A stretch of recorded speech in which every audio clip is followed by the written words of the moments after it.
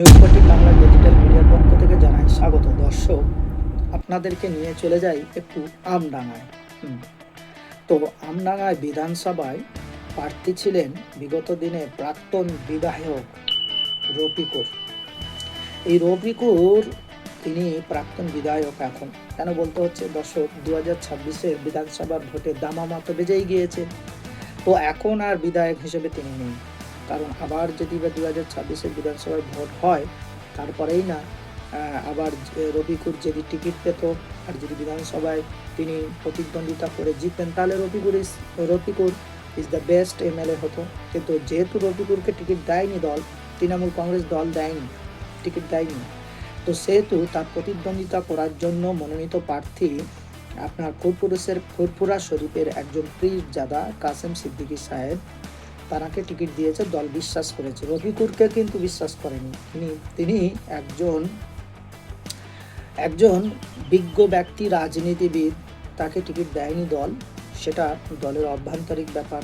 কিন্তু দলের মধ্যে যে গোষ্ঠীদ্বন্দ্ব রয়েছে, সেটা কিন্তু দর্শক এই কাসেম সিদ্দিকীর বিরুদ্ধে ক্ষোভ প্রকাশ করলেন রফিকুর। কেন না, একটা কর্মী সভা ছিল দর্শক, কাসেম সিদ্দিকীর কর্মী সভায় হলো হাতাহাতি।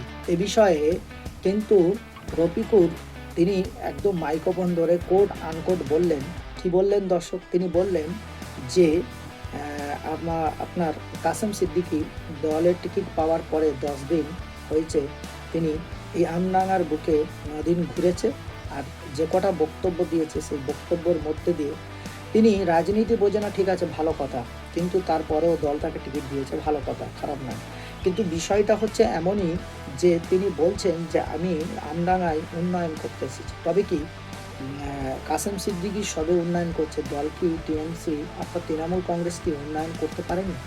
সবেই তিনি টানার মাধ্যমে উন্নয়ন করতে এসেছেন।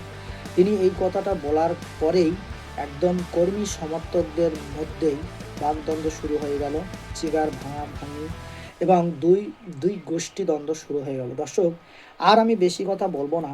এখন তৃণমূল কংগ্রেসের মনোনীত প্রার্থী রফিকুর ইসলাম তিনি কি বলেন আমরা আগে শুনি, তারপর এ বিষয়ে কিছু কথা, মূল্যবান কথা আমরা আলোচনা করব। তো ততক্ষণ বলবো, নিউজ 14 বাংলা ডিজিটাল মিডিয়ার যারা নতুন দর্শক, তারা অবশ্যই নিউজ 14 বাংলা ডিজিটাল মিডিয়াকে সাবস্ক্রাইব করে পাশে থাকবেন।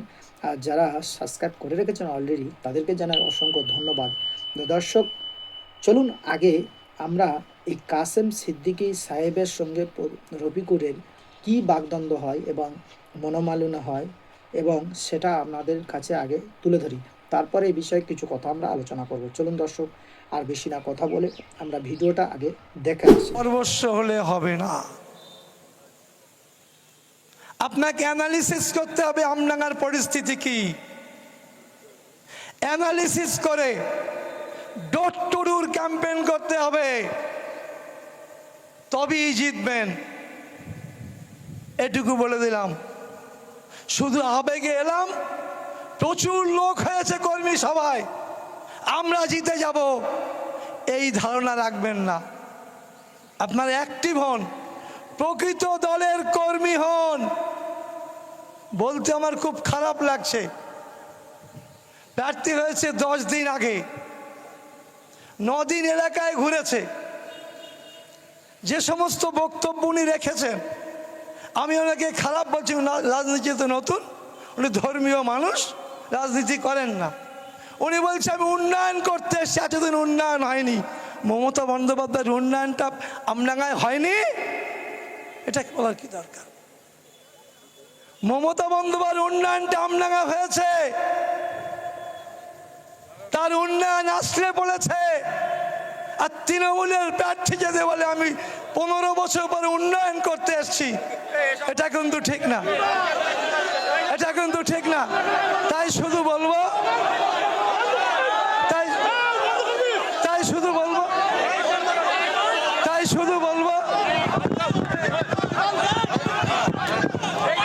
আপনারা সবাই চুপ করেন, বসেন।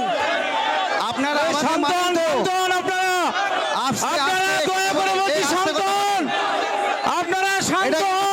জিনিস খুব খারাপ, আমাকে কথা বলতে দাও।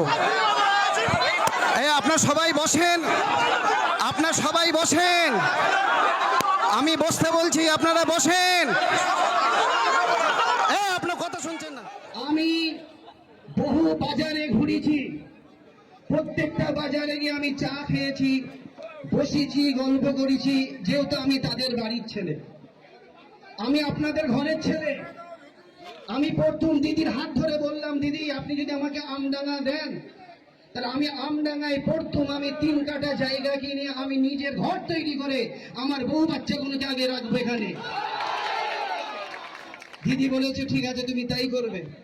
আমি এখানে অনেক বাজারে ঘুরেছি, বাজারের অনেক মানুষ আমাকে বলেছে হুজুর সাহেব আমরা চা খেতে বসি, ডাক্তারের কাছে আসি, ওষুধ নিতে আসি, হঠাৎ যদি আমাদের কারো পেশাব লাগে বা বাথরুম লাগে আমাদেরকে বাড়ি ছুটতে হয়, না রে মসজিদে ঢুকতে হয়, না রে মন্দিরের পাশে যে বাথরুমগুলো আছে সেখানে আমাদের ছুটতে হয়। তা আমি তাদেরকে কথা দিয়েছি আপনারা দিদিকে জিতাবেন, প্রার্থী দেখবেন না, প্রার্থী দেখবেন না, আপনাদের সব থেকে মাথার মুড়ি হলো দিদি। আর আমি কাসেম সিদ্দিকী যতটা মুসলমান ভাইদের, ততটা আমি হিন্দু ভাইদের, ততটা আমি খ্রিস্টান ভাইদের, আমি এই আমডাঙ্গা, আমি আজকে এখানে শপথ করছি এই আমডাঙ্গাকে আমি সাজাবো। তো দর্শক, ফিরে আসলাম। আপনারা দেখলেন এই রফিকুল, তিনি বিধায়ক, তিনি বলছেন যে 10 দিন প্রার্থী ঘোষণার পরে তিনি 10 দিন এসেছেন, 9 দিন ঘুরেছেন এবং তিনি বক্তব্য দিচ্ছেন যে আমডাঙ্গায় উন্নয়ন করতে এসেছি। এটা বলার কি দরকার ছিল? হ্যাঁ দর্শক, এটা বলার দরকার কি ছিল? তিনি বলতে চাচ্ছেন যে ইনি 10 দিন না প্রার্থী হতে হতে তিনি আবার কোট আনকোট ইনসাল্ট বলুন, অপমান বলুন, বা প্রার্থী পছন্দ হয়নি তিনি বিরোধিতা করছেন সেটা বলুন, যাই বলুন না কেন, তিনি বলছেন ইনি 10 দিনের প্রার্থী, তৃণমূলের প্রার্থী হয়ে তিনি আমডাঙ্গায় উন্নয়ন হয়নি তিনি দাবি তুলছে। তবে কি মমতা বন্দ্যোপাধ্যায়ের উন্নয়ন হয়নি? আপনারা বলুন উন্নয়ন হয়নি? কোট আনকোট এইরকম বলছে দর্শক। তো বলার বক্তব্য হচ্ছে এই বিষয়ে ওখানে কিন্তু বিজেপি প্রার্থী ভোট পায় না। ওখানে সেকেন্ডে যে রয়েছে তিনি হচ্ছে আইএসএফের প্রার্থী। তো আইএসএফের প্রার্থী দেখা যাক, তিনি হচ্ছেন আইএসএফের মনোনীত প্রার্থী আপনার বিশ্বজিৎ মাইতি। তিনি কি বলেন আপনাদেরকে একটু শোনাই, তারপরে এ বিষয়ে মন্তব্য হবে। কোথাও গিয়ে যেন এই তৃণমূল কংগ্রেসের প্রার্থী কাসেম সিদ্দিকীকে দর্শক ওখানকার ভোটাররা মেনে নিতে পারেনি। অপরদিকে এই বিশ্বজিৎ মাইতি অর্থাৎ আইএসএফের মনোনীত প্রার্থী, তিনি প্রতিদ্বন্দ্বিতা করবেন কাসেম সিদ্দিকীর বিরুদ্ধে। তিনি কি বলছেন আপনাদেরকে একটু শুনিয়ে আসি। ঘটনা হচ্ছে কাটমানি, সিন্ডিকেট, মাটি বিক্রি, আপনার আমফানের ত্রিপল বিক্রি, সব হিস্যার মারামারি। এখানে সাধারণ গরিব খেটে খাওয়া মানুষের কোনো সম্পর্ক নেই এর সাথে। আজকে তারা কর্মী সভার মধ্য দিয়ে যে হাতাহাতি মারামারি করলেন, আমডাঙ্গার মানুষ খুব ভয়ের মধ্যে আছে, খুব শঙ্কায় আছে, খুব বিপদের মধ্যে আছে যে এই গোষ্ঠীদ্বন্দ্বের শিকার আমাদের কালিয়াগঞ্জের তামান্নার মতো পরিণতি যাতে না হয় কোনো শিশুর, কোনো মায়ের, কোনো ভাইয়ের। আমাদেরকে সতর্ক থাকতে হবে। আইসে কাটমানি, সিন্ডিকেট, মাটি বিক্রি, আপনার আমফানের ত্রিপল বিক্রি, সব হিস্যার মারামারি। এখানে সাধারণ গরিব খেটে খাওয়া মানুষের কোনো সম্পর্ক নেই এর সাথে। আজকে তারা কর্মী সভার মধ্য দিয়ে যে হাতাহাতি মারামারি করলেন, আমডাঙ্গার মানুষ খুব ভয়ের মধ্যে আছে, খুব শঙ্কায় আছে, খুব বিপদের মধ্যে আছে যে এই গোষ্ঠীদ্বন্দ্বের শিকার আমাদের কালিয়াগঞ্জের তামান্নার মতো পরিণতি যাতে না হয় কোনো শিশুর, কোনো মায়ের, কোনো ভাইয়ের। আমাদেরকে সতর্ক থাকতে হবে আইএসএফ কর্মীদেরকে। কিরকম সতর্ক থাকতে হবে? যে এই যে ঘটনা, এই ঘটনার মধ্য দিয়ে তৃণমূলকে খুন করবে, তৃণমূলের বাড়ি আগুন লাগিয়ে দেবে, তৃণমূলকে খুন করে মাথা ফাটিয়ে দেবে, সেটা আমাদের আইএসএফ এর কর্মীদেরকে যাতে মিথ্যে মামলায় জড়িয়ে দিতে পারে। তারা মরিয়ায় উঠেছে একে অপরের পক্ষ যে যেন তেন প্রকারণে আমডাঙ্গাকে দখল করতে হবে। তো স্বাভাবিকভাবেই আমরা যারা আইএসএফ এর কর্মীরা আছেন, আমার সাধারণ মা, আমার সাধারণ ভাই, আমার চাচা, আমার চাচি যারা আছেন, তাদের কাছে অনুরোধ করব আমাদের প্রতিদিন প্রতিনিয়ত চোখ কান খোলা রেখে এই তৃণমূল বাহিনী থেকে সতর্ক থাকতে হবে। যদি তৃণমূল কখনো হুমকি হামকা দিয়ে থাকে আমাদেরকে জানাবেন, আমরা প্রশাসনের মাধ্যমে আমাদের 5 টাকার কলম দিয়ে যেটুকু করার আমরা করব। আমডাঙ্গার মানুষ পরিবর্তন চাইছে এবং 29 তারিখে আমডাঙ্গার মানুষ আবার ফিরে আসলাম। তো সেখানটায় আপনাদেরকে দেখালাম এই যে রফিকুর, তিনি প্রাক্তন বিধায়ক ছিলেন আমডাঙ্গা, তিনি দীর্ঘদিন সেখানে সেই সিটে জিতে আসছেন। তো হঠাৎ করে কাসেম সিদ্দিকী আচমকায় প্রার্থী হওয়াতে এখানে গোষ্ঠী দ্বন্দ্ব শুরু হয়ে গেল, তার একটা বহিঃপ্রকাশ আপনাদেরকে দেখালাম। তিনি বলছেন যে তিনি 10 দিন প্রার্থী হবার পরে তিনি 9 দিন এদিক ওদিক ঘুরেছেন, ঘোরার পরে তিনি ভাষণ দিচ্ছেন। তানার সেই ভাষণ কিন্তু তিনি কোট আনকোট বলছেন দর্শক যে তানার এই ভাষণ কিন্তু পছন্দনীয় নয়। কেন না বলতে খারাপ লাগলেও যে তিনি বলছেন যে আমি আমডাঙ্গায় উন্নয়ন করতে এসেছি। তো আপনারা বলুন, আমডাঙ্গায় কি উন্নয়ন হয়নি? তিনি নতুন রাজনীতিবিদ ঠিক আছে, কিন্তু তিনি একথা কেন বলার কি দরকার ছিল? একটু বেশি পাকামো হয়ে যাচ্ছে না দর্শক? এটাই বলতে চাইছেন আপনার রফিকুর।